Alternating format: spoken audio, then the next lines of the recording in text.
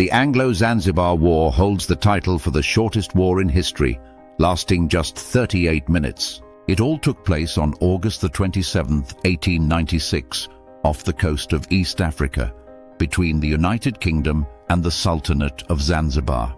But how did this incredibly brief conflict come about? It all started with the death of Sultan Hamad bin Thuwaini, the pro-British ruler of Zanzibar. Upon his death, his successor, Sultan Khalid bin Bargash, ascended to the throne. However, Khalid was not a friend of British interests. He opposed their control over Zanzibar and had refused to cooperate with their demands.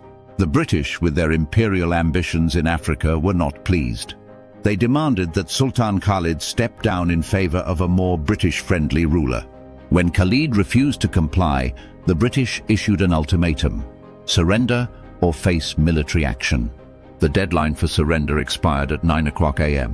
When Khalid ignored the ultimatum, the British Navy began shelling the Sultan's palace and other key locations in the capital, Zanzibar city.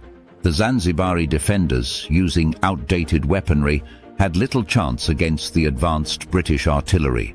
Within minutes, the palace was in ruins, and the royal forces quickly surrendered. At the end of just 38 minutes, the British had won.